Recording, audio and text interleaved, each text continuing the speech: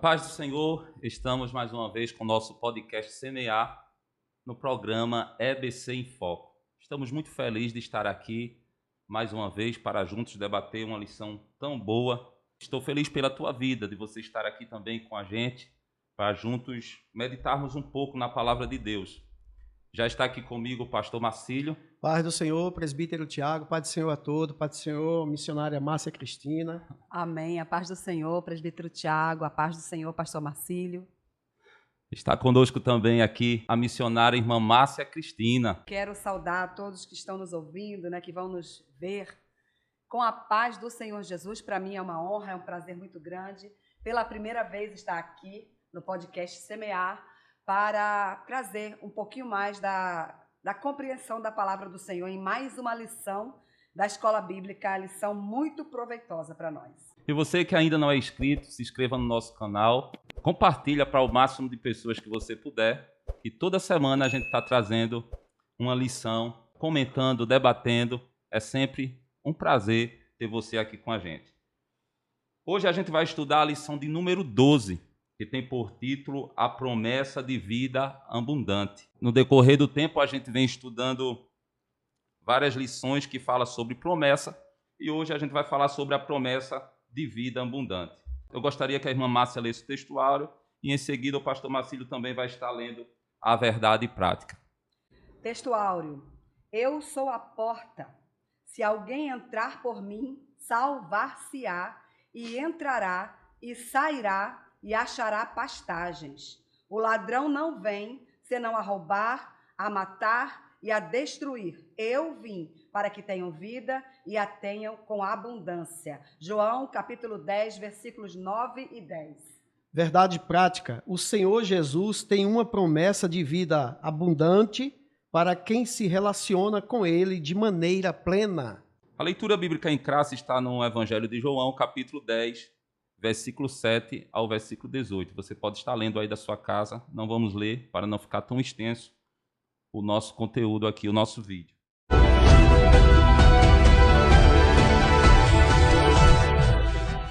Antes de falar do primeiro ponto da lição, nós estaremos falando sobre a palavra-chave que tem por título Vida Abundante. Pastor Marcílio. Pois bem, presbítero Tiago, missionária irmã Márcia Cristina, todos que estão nos assistindo. Hoje nós estamos estudando a promessa de vida abundante, onde vamos aprender algo extraordinário da parte de Deus, tanto para o nosso corpo também, uma vida abundante para o nosso corpo, para a nossa alma e para o nosso espírito. E essa palavra, vida abundante, ela é uma virtude, uma vida de abençoada, plena, de alegria, como nós já falamos, para o corpo, para a alma, para o espírito. Essa palavra vida abundante, ela fala de bênção, completude, fala também de fartura. Então, essa palavra diz respeito a uma vida plena de paz que nós temos com Deus. Agora vamos para o nosso primeiro ponto da nossa lição, que fala sobre Jesus, a fonte de vida abundante. No Evangelho de João, Jesus é apresentado, pastor Marcílio, irmã Márcia, como o bom pastor, que guia, que protege, que dá vida às suas ovelhas. Ele também é chamado da porta das ovelhas. Irmã Márcia, vamos começar aqui com a senhora. Amém. Jesus, a fonte de vida abundante. Em Jesus, nós temos uma fonte de vida abundante que jorra para a vida eterna. Eu gostaria de falar um pouquinho sobre o nosso textuário. Como vocês sabem, na hora que vocês forem ler a leitura bíblica em classe, lá em João, capítulo 10, do 7 ao 18, o textuário ele é extraído de dentro dessa leitura. O nosso textuário são os versículos 9 e 10, que dizem assim: Eu sou a porta, Jesus dizendo, eu sou a porta. Se alguém entrar por mim, salvar-se-á e entrará e sairá e achará pastagens. Aí Jesus chama a atenção para o seguinte: o ladrão, ele vai falar sobre um personagem, o ladrão. O ladrão não vem senão a roubar, a matar e a destruir. Eu vim para que tenham vida e a tenham com abundância. Jesus estava em um diálogo aqui. Ele estava conversando com os fariseus. Se a gente for para a Bíblia e olhar um pouquinho antes, no capítulo 9, a gente vai ver onde se originou essa conversa, esse diálogo aqui. Jesus cura um cego de nascença, presbítero Tiago. O cego, aquele cego que nasceu cego e que os discípulos perguntaram para Jesus, por que ele nasceu cego? Qual foi o pecado que ele cometeu para que ele nascesse cego? Ele pecou ou será que foram os pais? Aí Jesus respondeu para eles assim, nem ele, nem os seus pais. Ele nasceu cego para que nele se manifestasse a glória de Deus, né? Glória a Deus. Esse cego curado por Jesus suscitou ali uma tremenda de uma discussão entre os fariseus e Jesus e os discípulos. Por quê? Porque a lei proibia que se curasse no sábado.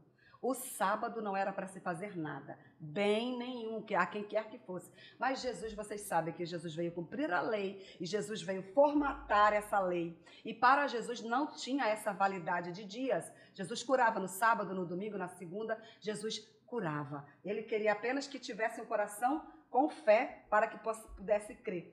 E aí Jesus vai falar sobre o ladrão que não vem senão a roubar, a matar e a destruir. E nós como cristãos, nós com o nosso cotidiano da palavra, da leitura, da interação, nós sabemos que são características do diabo. Matar, roubar e destruir são características do nosso inimigo, de Satanás. Porém, neste contexto, Jesus não se referia diretamente ao diabo. Então, ele falava com quem? Ele falava diretamente aos líderes religiosos da época, que se constituíam verdadeiros ladrões, roubavam a fé do povo, matavam a fé do povo e destruíam a fé do povo. Com a vida errada que eles tinham, eles falavam uma coisa, mas a sua vida mostrava outra. E isso desencorajava muitas pessoas. Então, Jesus, nesse contexto, fala sobre os líderes da época, que eles eram falsos líderes, falsos mestres, consequentemente, falsos pastores. Pregava o que não vivia, né? Realmente. Exatamente. É aí que Jesus diz, contrapondo, né, a todos esses falsos líderes religiosos, principalmente os fariseus, aí ele diz, né, no versículo 10, concluindo, eu vim para que tenham vida e a tenham com abundância. Louvado seja o nome do Senhor. Eles haviam implicado com Jesus por conta de uma cura, de um favor que o Senhor fez àquele homem cego. Para eles era inaceitável que se curasse no dia de sábado, porque no sábado não se podia fazer nada. Era a lei, era o costume deles, né? Mas Jesus curava mesmo assim. E como o bom pastor, ele deixou isso claro, que ele veio dar vida, ele veio curar não só o corpo físico, ele veio curar a alma, ele veio curar as emoções, ele veio curar o coração. E assim ele veio promover vida plena, vida com abundância. A vida verdadeira só é encontrada em Jesus Cristo. É Ele que nos oferece salvação, direção e paz. É justamente o que estamos estudando aqui, que é uma promessa, que começa e termina na pessoa bendita de nosso Senhor e Salvador Jesus Cristo, né? Só diante dele, né, nós temos um relacionamento pessoal e possamos assim desfrutar desta vida abundante, com alegria, com paz, né? Com um coração quebrantado diante de Deus, nós vamos alcançar, né, abundância diante dele. Pastor Marcílio, o segundo subponto da lição fala sobre a fonte de vida abundante.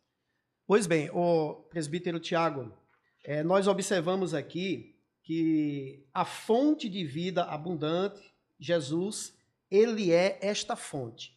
Se a gente observar lá em João, capítulo 4, como também em João, capítulo 7, no capítulo 4, versículo 13 ao 26, quando Jesus está ali na fonte de Jacó, ele fica ali e chega a mulher samaritana, né? E aí, naquele diálogo ali com Jesus, né, aquela mulher, ela se apresenta, né, diante de Deus como uma mulher que estava precisando de algo, e Jesus sabia, estava a dialogar com aquela mulher, né? Quando Jesus diz claramente que pede água àquela mulher para beber, e ela diz que o poço é fundo e ele não tinha como tirar, né? Mas Jesus diz para aquela mulher, né? Se você soubesse, né, quem está te pedindo de beber, né? Então eu daria água viva para ti. Tá? Então a mulher ela necessita desta água.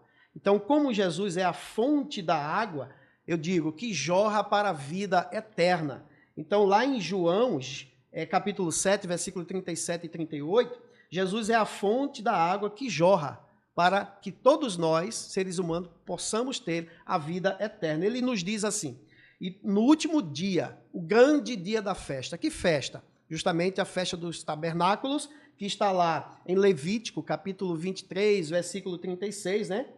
Jesus pôs-se em pé e clamou, ou seja, gritou, dizendo, se alguém tem sede, venha a mim e beba. Quem crê em mim, olha a condição, precisa crer. Quem crê em mim, como diz a Escritura, rios de água viva fluirão no seu ventre.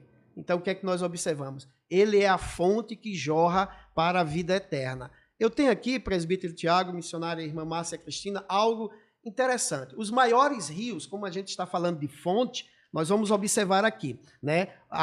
O primeiro subtópico, a fonte de verdadeira vida, Jesus como bom pastor, ele dá a sua vida, né? Em resgate de outras vidas, a fonte de vida abundante e a fonte de amor. Os maiores rios do mundo têm suas origens em insignificantes veios de água.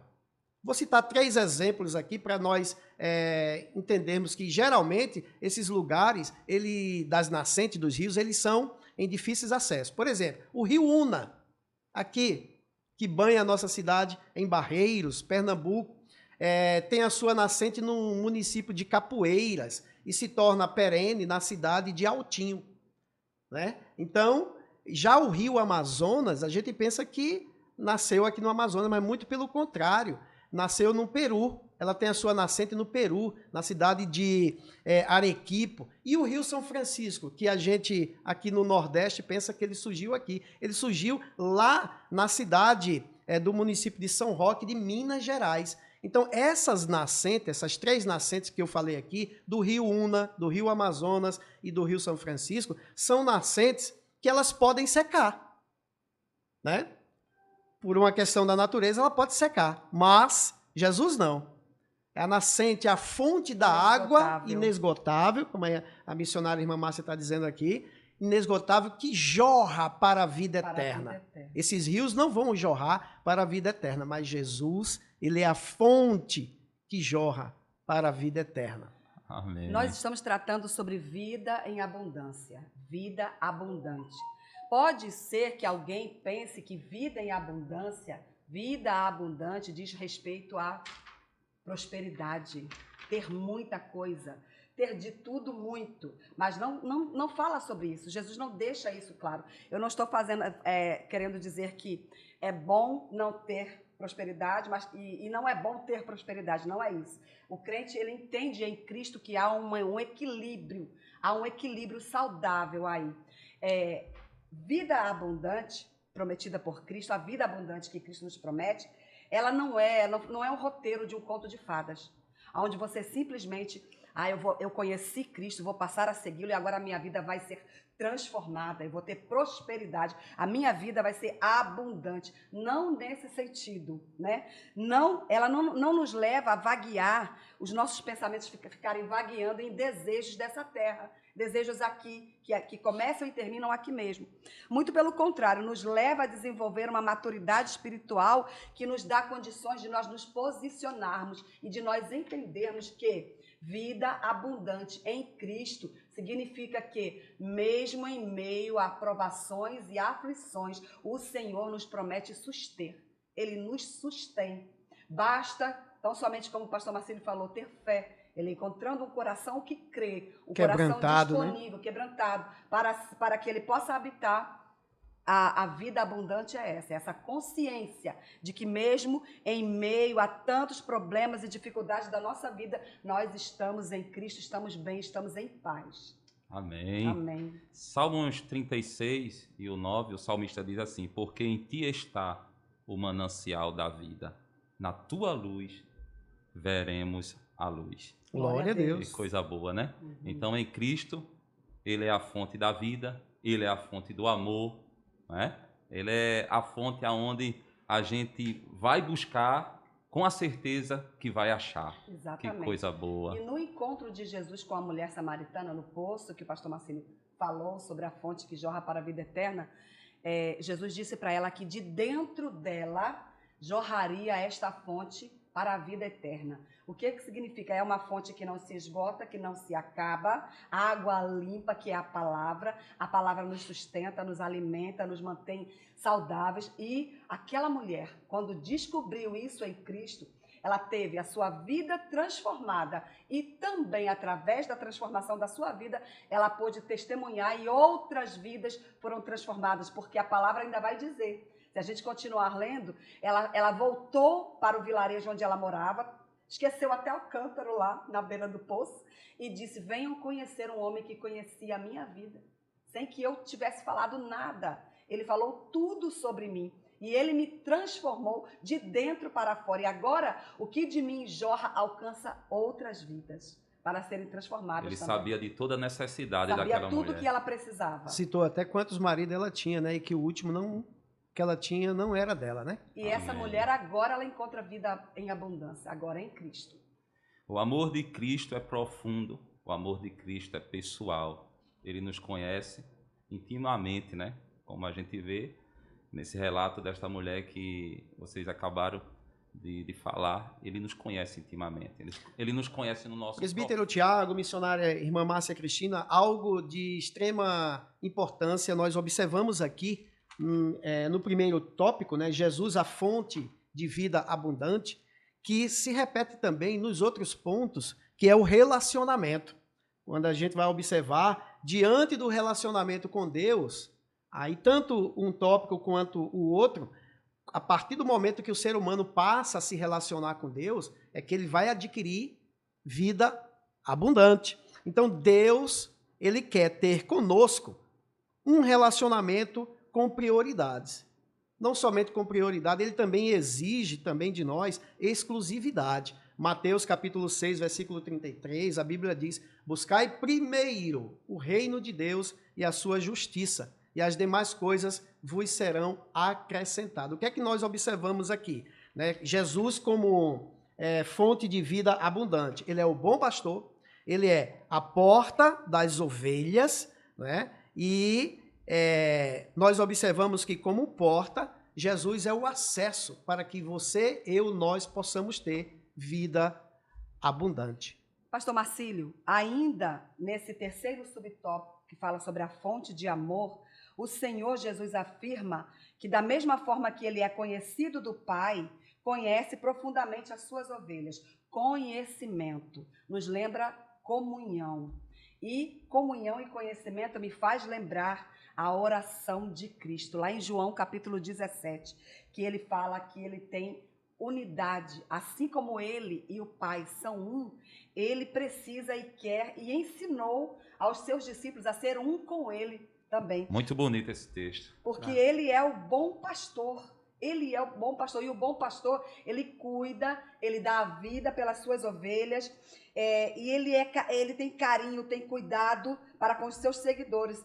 E ele está constantemente olhando para nós, para os seus seguidores, com o intuito de nos orientar e nos manter longe do mal. E essa característica de Jesus é que o faz diferente de outros líderes, de outros que não têm essa condição de entregar a vida, de dispor-se a sua vida em prol, pelas suas ovelhas, pelos seus seguidores.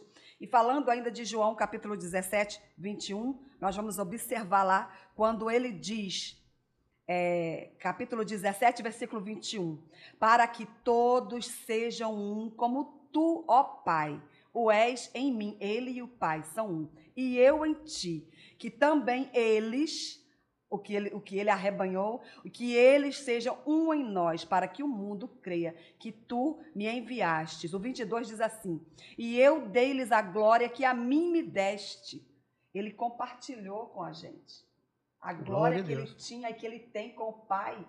é compartilhada conosco nessa unidade, nessa vida em comum. Eu dei-lhes a glória que a mim me deste, para que sejam um, como nós somos um. Olha quanto é importante unidade, comunhão. E a gente só adquire numa vida plena de leitura da palavra, de oração, de aproximação com Deus. Nós vamos adquirindo aí essa unidade, essa união e esse amor que existe entre Deus, Jesus, e que se estendeu a nós também. Cuidado de Jesus, né? É um Para cuidado, com a gente, carinho. para conosco. Ele é cuidadoso, como vocês falaram, né? Vigilante, ele é amoroso. Isso é o bom pastor. Agora nós iremos para o segundo ponto da nossa lição, a vida abundante, né? Então, aqui a gente vai falar sobre o conceito da vida abundante. A vida abundante também influencia a família e diversas bênçãos provenientes da vida abundante. Vamos começar agora falando sobre esse tema que tem muito a nos ensinar. Pastor Marcílio. A vida abundante vai abranger, né? Tanto a vida espiritual, né, como também a vida humana de cada um de nós, né? Ou seja, é a nova vida com Cristo, debaixo da sua graça, da sua bondade, da sua proteção, da sua misericórdia e estendendo-se até através do amor de Deus, né? Aqui em João, capítulo 5, versículo 24, o pastor comentador, ele colocou aqui no livro dizendo o seguinte: na verdade vos digo que quem ouve a minha palavra e crê naquele que me enviou tem a vida eterna e não entrará em condenação, mas passou da morte para a vida. Então este aqui é um dos textos mais interessantes da Bíblia, de maior significado, relacionado, né, à salvação. Jesus garante a salvação que abrange toda a existência do homem. Ele diz que o salvo tem a vida eterna no presente e que não entrará em condenação. Isto é, salvação no futuro. E para completar a amplitude da nossa vida, né, em Cristo, ele diz que o salvo passou da morte para a vida. Isto é, a salvação alcança até mesmo o seu passado. Então, nós observamos que, em relação à vida abundante, o seguinte, que torna cada um de nós ter uma nova vida em Cristo, debaixo da sua graça e, como nós já falamos, da sua infinita misericórdia. Pastor Marcílio, 2 Coríntios, capítulo 5, verso 17, diz assim: quem está unido com Cristo é uma nova pessoa. Acabou-se o que era velho e já chegou o que é novo, né? A gente vê aqui que Cristo atinge todas as áreas da nossa vida, tanto o corpo como a alma e também o nosso espírito, né? Principalmente, né? A vida abundante transforma tudo na nossa vida. Tem o poder de transformar as nossas emoções, tem o poder de transformar os nossos relacionamentos e trazer a perfeita paz, a paz que todo mundo procura, é só através da vida abundante. Missionária irmã Márcia, o que a senhora tem a dizer? Só em Cristo Jesus. O senhor já citou o apóstolo Paulo quando ele diz que quem está em Cristo, quem consegue, né, estabelecer essa comunhão com Cristo, é transformado, é uma nova criatura. Me lembro da conversa. Jesus tinha diálogos maravilhosos, registrados na sua palavra, tinha encontros transformadores. Nós já citamos da mulher samaritana e me faz lembrar agora com Nicodemos. O encontro de Jesus com Nicodemos. Nicodemos não era um anônimo na multidão. Nicodemos era alguém que ocupava um cargo influente, público, né? Alguém influente, alguém inteligente, porque ele era um dos principais da sinagoga. Isso significa dizer que ele era um dos líderes espirituais e ele era assim um homem que se inclinava para aprender. O que era curioso para ele buscava saber, ele tinha essa inclinação para estar sempre aprendendo. Tanto é que ele foi procurar Jesus.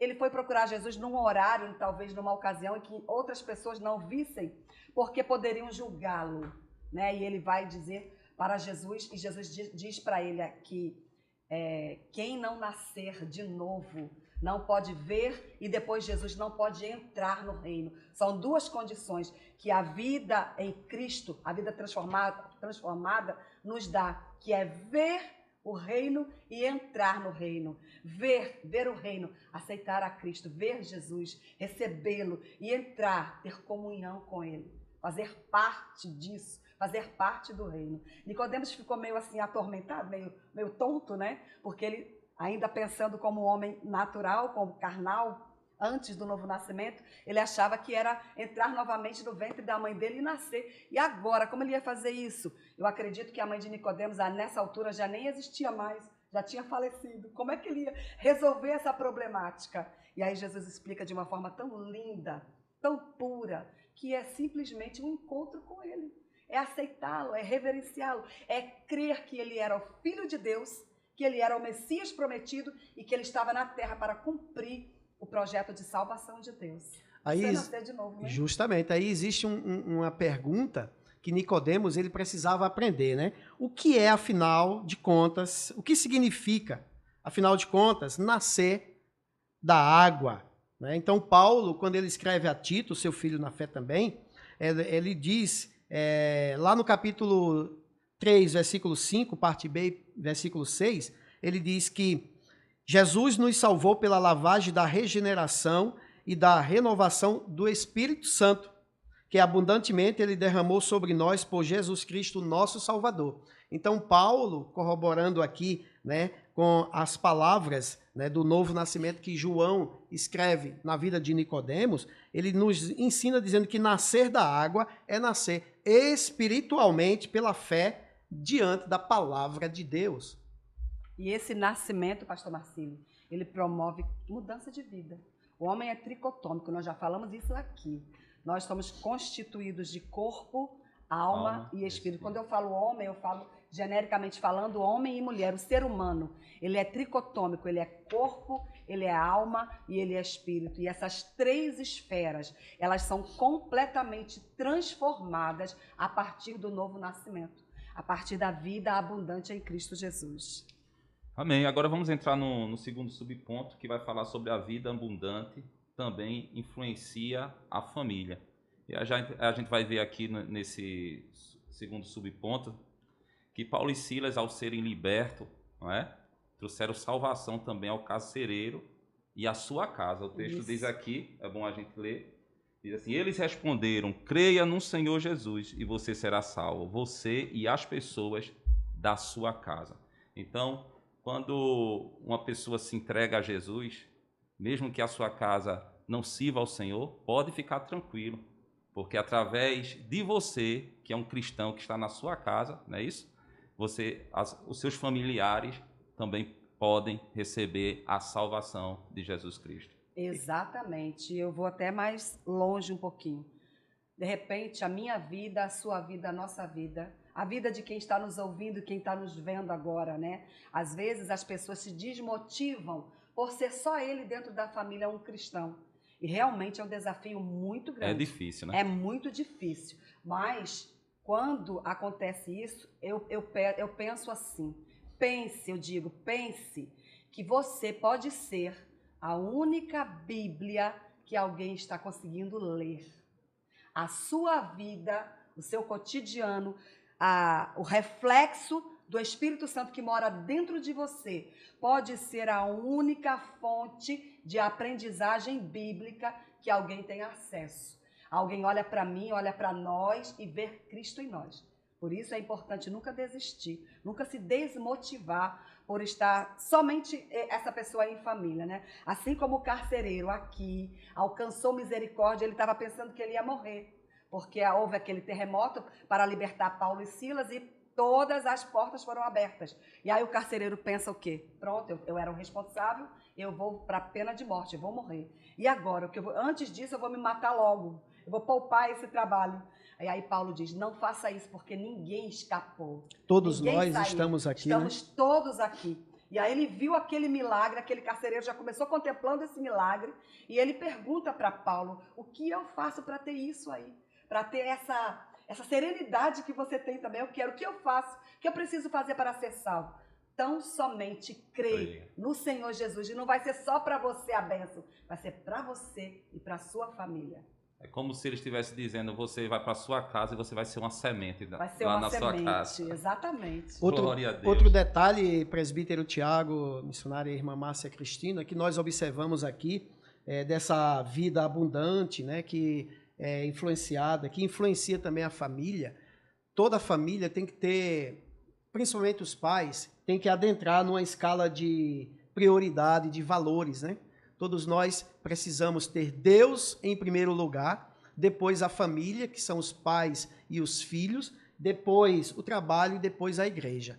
Então, Josué, no capítulo 24, versículo 15, algo extraordinário, ele diz: porém, se vos parece mal aos vossos olhos servir ao Senhor, escolhei hoje a quem servais, se os deuses a quem serviram vossos pais, que estavam da além do rio, ou os deuses dos amorreus, em cuja terra habitais. Porém, eu e a minha casa serviremos ao Senhor. Ou Glória seja, a Deus. todos os que observam esta ordem, essa prioridade, Deus em primeiro lugar, né? Eles nas coisas, eles são vencedores. Ou seja, além de observar essa ordem, nas coisas colhem tristes resultados para si e para a família depois. Então, é necessário observar essa ordem, escala de valores. Deus em primeiro lugar, a família, né, pais e filhos, trabalho e igreja. Por que eu falo isso? Porque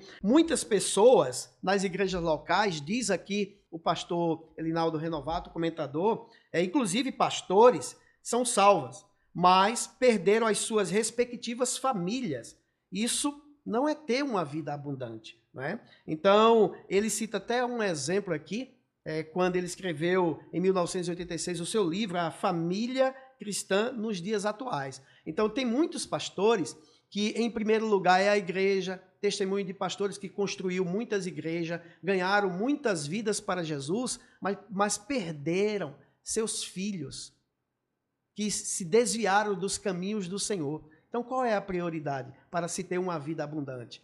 É viver, né? Como eu conheço, né? Uma irmã que dizia que o seu esposo morava na igreja e passeava em casa.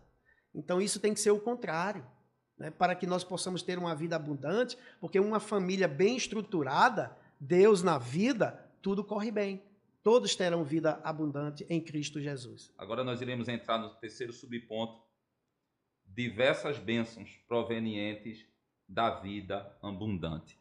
As bênçãos da vida abundante. Eu destaquei aqui 5. Paz e tranquilidade, amor ao próximo, unidade, esperança viva e perseverança e paciência. Amém? Quem é que vai começar? As bênçãos provenientes da vida abundante. Quando você entende o que é vida abundante em Cristo e tem a consciência de que vida abundante em Cristo independe do seu exterior, independe do que está por fora. Quando o teu interior é controlado pelo Espírito Santo, você tem vida abundante. Me lembro ainda do apóstolo Paulo. As cartas do apóstolo Paulo são incríveis, a gente aprende demais. Lá em Efésios, capítulo 5, se eu não me engano, parece-me que é o 18, quando ele dá um conselho. Paulo gostava muito de analogias, de fazer comparações. Efésios também, a armadura é uma comparação. Capítulo 6. Né, é uma analogia. E ele faz uma analogia com o vinho aqui, ainda para os crentes de Éfeso. Ele diz assim: não vos embriagueis com vinho em que há contenda, mas, ao contraponto, enchei-vos do Espírito Santo. Porque Paulo tinha essa realidade até mesmo dentro das igrejas. Crentes embriagados, não do Espírito Santo, mas do vinho. E se ele diz que há contendas, é porque, com certeza, ele viu ou ouviu muitos relatos sobre isso, né? E a vida do crente não é uma vida de contenda, não pode haver contenda. Quando o crente se enche do Espírito Santo, quando a pessoa, o ser humano, se deixa encher do Espírito Santo, ele é controlado pelo Espírito Santo. As bênçãos provenientes de uma vida abundante são bênçãos para alguém que se deixa controlar pelo Espírito Santo, porque aquilo que nos enche nos domina e nos controla. Se eu me encho de uma bebida, como Paulo estava dizendo, a analogia que ele faz, A bebida me enche, ela me controla, meus atos ficam sem controle, né? Por isso ele aconselha, não se encha de bebida, se encha do Espírito Santo, porque o Espírito Santo vai te controlar para o bem, para você enxergar as bênçãos que vêm quando a gente se permite uma vida em abundância com Cristo. E aí entra também os frutos do Espírito, né? Quem está cheio do Espírito Santo carrega em si os frutos do Espírito. E a Bíblia também vai nos dizer que a árvore é conhecida pelos frutos que ela produz. Eita, coisa boa, né? A palavra de Deus falar. Glória a Deus. A palavra do Senhor é muito bom. E nós somos comparados na Bíblia com árvores também. Então nós precisamos dar fruto bom, né? Que exemplifique, que influencie outros também. E nós somos reconhecidos como seguidor de Cristo através dos nossos frutos, né? Exatamente. Se não tiver fruto, ninguém vai poder olhar e dizer, ó, tô vendo Jesus nele, né? Exatamente. Pastor Marcílio. Pois bem, então ter uma vida plena, né, de abundância em Cristo Jesus é como você mesmo falou, a irmã Márcia aqui, ter paz em Deus e tranquilidade para tomarmos decisões, né? Então, uma delas, em relação à paz, Paulo escrevendo aos Romanos, no capítulo 5, aliás, versículo 1, ele diz, sendo, pois, justificados pela fé, temos paz com Deus. E ter paz com Deus é viver em abundância, né? Ter essa bênção de paz na vida é ter abundância. Aí ele conclui dizendo, por nosso Senhor e Salvador Jesus Cristo. Então aqui, lá em Filipenses capítulo 4, versículo 7, a Bíblia diz, e a paz de Deus, que excede todo entendimento, guardará os vossos corações e os vossos sentimentos em Cristo Jesus. Então, o que é que nós observamos aqui? Que quando adquirimos, né, a paz em Deus, a vida abundante entra dentro da nossa vida cotidiana, né? Eu gostaria de destacar, dentre as muitas bênçãos que o presbítero Tiago citou ali, essa bênção da tranquilidade. Você também já falou sobre ela, na hora de tomar decisões. E isso me fez lembrar que a aula da semana passada, que falava sobre a provisão, é uma aula interligada, né? Uma vai completando a outra. É maravilhoso. A escola bíblica é uma bênção.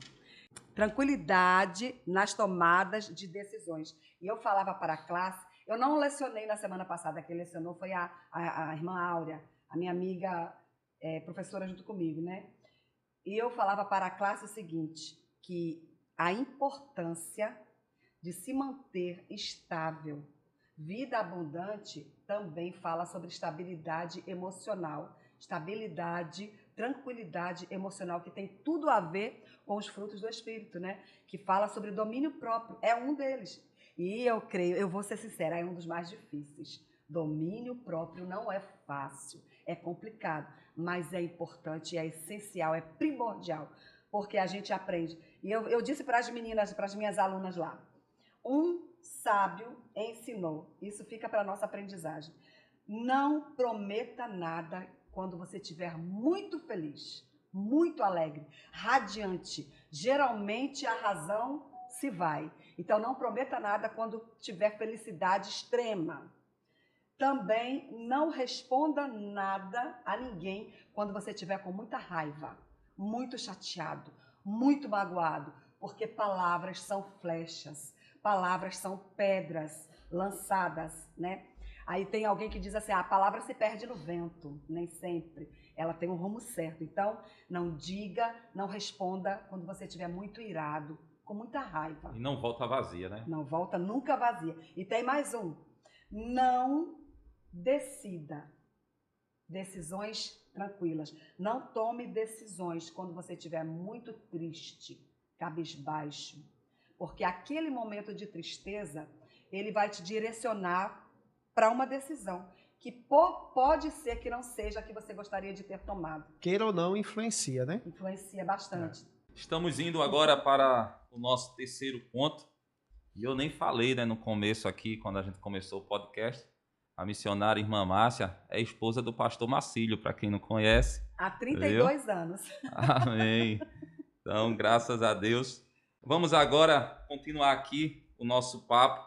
Está muito bom. E você que está aí nos ouvindo, vamos agora entrar para o terceiro ponto da nossa lição.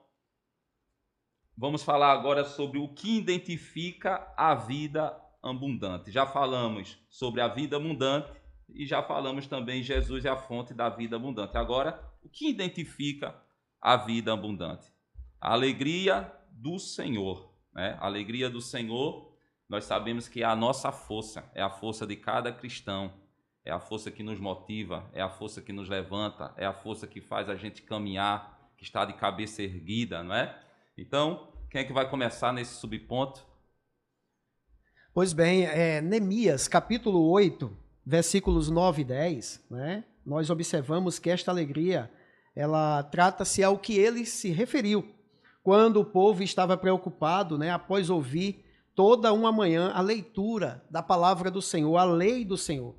E Neemias, que era o Tissata, né, ele diz o seguinte, juntamente com o sacerdote Esdra, né, o escriba, e também os levitas, disseram a todo o povo: este dia é consagrado ao Senhor, vosso Deus, pelo que não vos lamenteis nem choreis, porque todo o povo chorava quando ouvia a palavra de Deus, né? Ouvindo a palavra, a lei do Senhor. Disse-lhe mais: ide e comei as gorduras e bebei as doçuras e enviai porções aos que não têm nada preparado para si, porque esse dia é consagrado ao Senhor. Aí ele conclui dizendo, né? Portanto, não vos entristeçais, que a alegria do Senhor é a vossa força. Então, essa alegria do Senhor, o apóstolo Paulo, quando ele escreve aos crentes ali de Tessalônica, no capítulo 5 da primeira carta, né, de Paulo aos Tessalonicenses, capítulo 5, versículos 16 ao 23,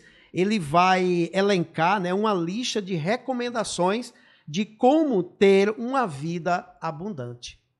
Aí vai começar aqui. Primeiro, viver sempre alegre. Então, essa alegria, ele nos diz, regozijai-vos no Senhor. Né? Então, a alegria simplesmente humana, ela não é completa. Mas quando a alegria da pessoa é no Senhor, ela torna-se completa. Quando, porém, a pessoa é serva de Deus, né, a natureza da sua alegria ultrapassa o sentido da alegria humana. Então, regozijai-vos sempre no Senhor. Regozijar-se é encher-se de alegria e de contentamento. É como se fosse dobrado. É uma alegria mais uma alegria. É encher-se de alegria e contentamento. Como eu disse um pouquinho antes, sobre se encher do Espírito Santo, né? Ele nos enche, nos controla, nos domina, nos orienta e também nos enche de alegria, de contentamento. Contentamento significa o quê? Estar contente, estar satisfeito. Essa é a palavra. Prazer, né? Animação, bem-estar, deleite, né? Entusiasmo, júbilo, gozo, que todos nós conhecemos como alegria. Então, isso é regozijar-se, como disse Por isso mesmo em momentos, isso não significa que o cristão não tenha momentos de tristeza, não tenha momentos de angústia, né? de problemas, coisas para solucionar, mas a gente sabe que o Senhor é a nossa força e a fonte da nossa sabedoria está nele. E ele orienta a resolver tudo. Não, a Bíblia diz que o choro pode durar uma noite.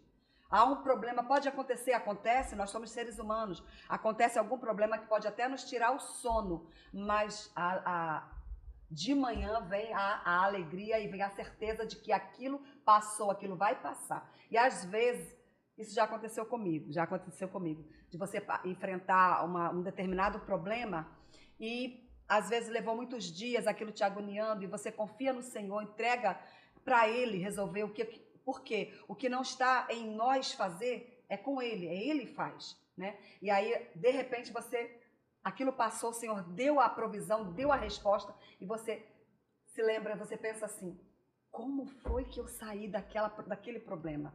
Foi a graça, foi o favor, foi o Senhor, foi o Espírito Santo em nós. E Salomão também fala que o coração alegre aformoseia o rosto, está lá em Provérbios 15, 13.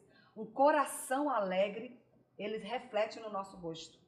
É porque o coração é um órgão que bombeia a vida, bombeia o sangue para todos os outros órgãos do nosso corpo. Então é ele que bombeia. Então o coração precisa estar forte, vivo, alegre, para que transpasse e mostre através do nosso rosto, né? Então, alguém que tem Cristo, alguém que é nova criatura, um homem, uma mulher que é nova criatura, não combina um rosto sisudo, não combina uma feição caída, decaída, de derrota.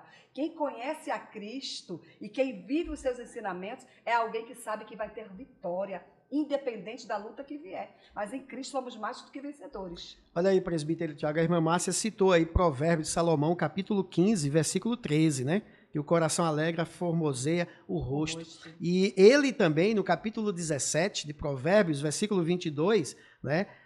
O sábio Salomão diz assim: o coração alegre serve de bom remédio, mas o espírito abatido virá a secar os ossos. Então, mais do que dar saúde, a alegria do coração dá uma nova aparência, né, física aos servos de Deus. Eu quero citar também aqui Romanos 14, 17.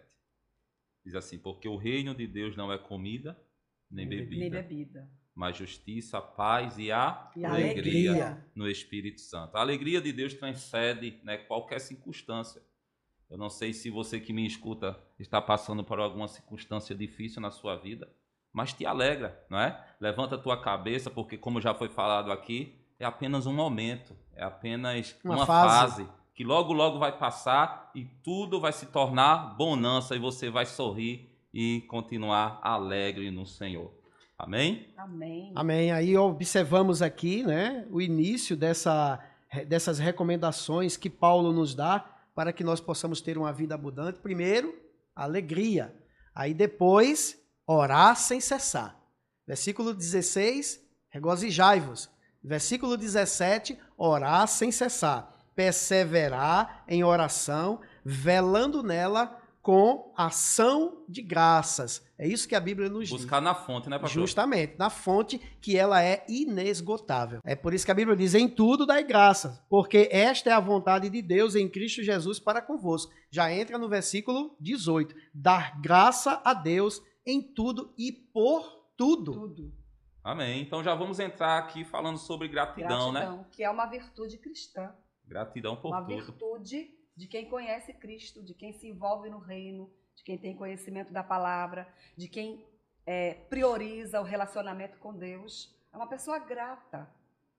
Independente do que está acontecendo, seja grato, seja agradecido.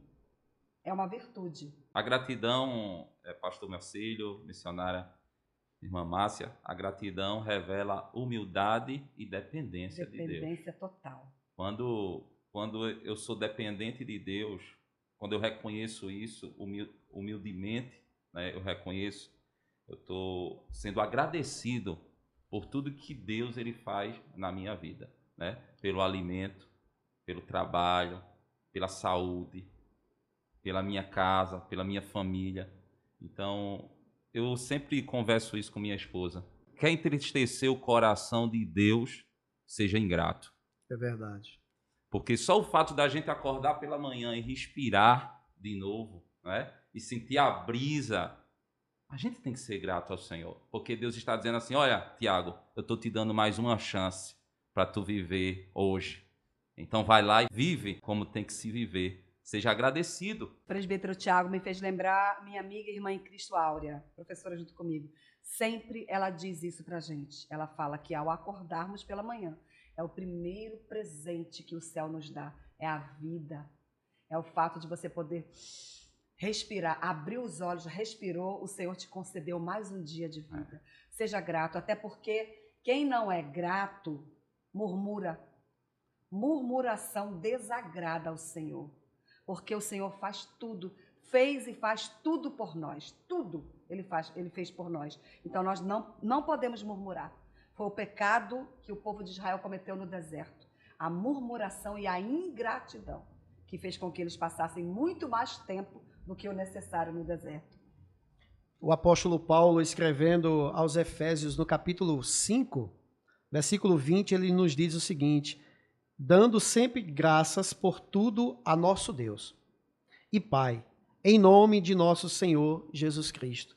Então, só pode haver vida abundante na vida do ser humano se o crente tiver uma vida de gratidão a Deus. Ser grato é estar agradecendo ao Senhor pelo ar que respiramos, né, como já ouvimos aqui, né, pelo alimento de cada dia, né, por estar diante de Deus. Precisamos agradecer a Ele 24 horas por dia.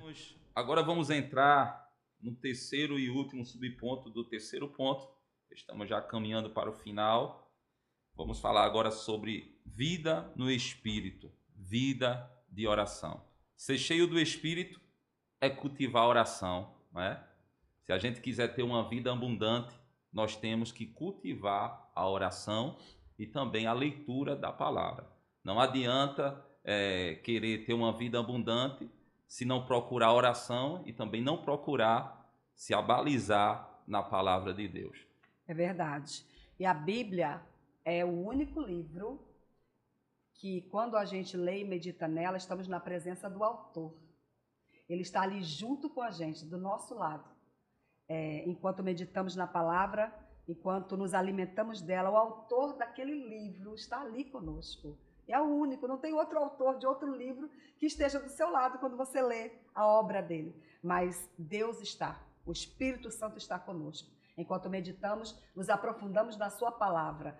Ler, meditar na palavra, orar é conversar com Deus.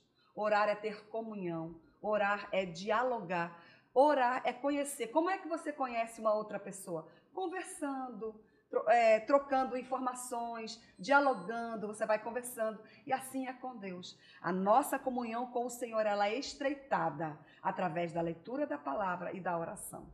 Por isso que a vida do cristão, né, ela tem que ser especial diante de Deus, né? Então, o crente precisa ter uma vida espiritual ativa para ter uma vida abundante aqui na face da terra, né? Ele não pode deixar que o Espírito de Deus fique inativo na sua vida, né, inerte, parado, muito pelo contrário. O apóstolo Paulo, ele nos ensina dizendo, não extingais o Espírito. Está lá em Tessalonicenses, capítulo 5, versículo 19. Né? Não extingais o Espírito. Então, por isso que ele diz em Romanos, capítulo 8, versículo 5 ao 11, é um texto muito extenso, que diz, porque os que são segundo a carne inclinam-se para as coisas da carne, mas os que são segundo o Espírito, para as coisas do Espírito. Porque a inclinação da carne é morte, mas a inclinação do Espírito é vida e paz. Portanto, a inclinação da carne é inimizade contra Deus, pois não é sujeita à lei de Deus, nem em verdade o pode ser. Portanto, os que estão na carne não podem agradar a Deus.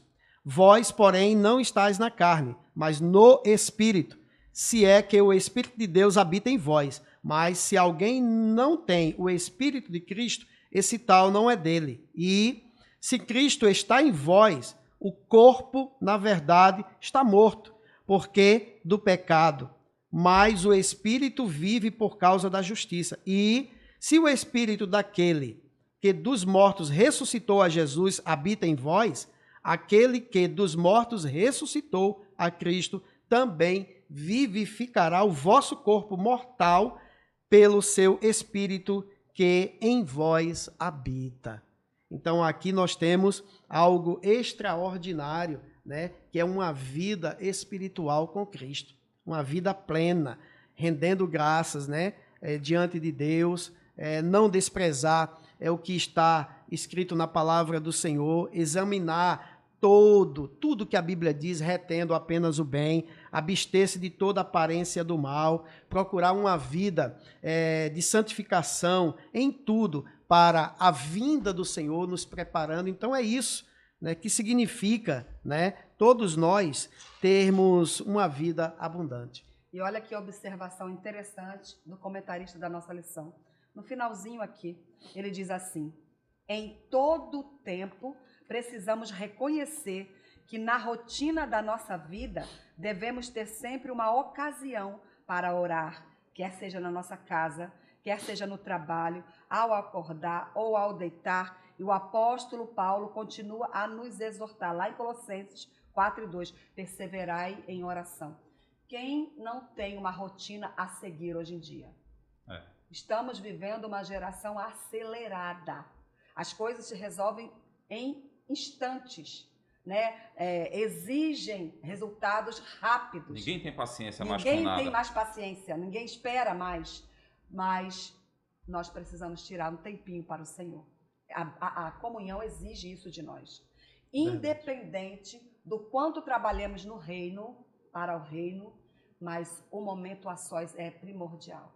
Você pode ser muito atuante na obra, muito atuante. Você está no culto quase todos os dias, adorando, louvando, sendo grato, e isso é importante, porque a adoração no coletivo ela é motivadora, mas a gente não pode deixar de lado o individual. E O Senhor exige é algo de nós. pessoal, né? É pessoal, é onde a gente vai estreitar.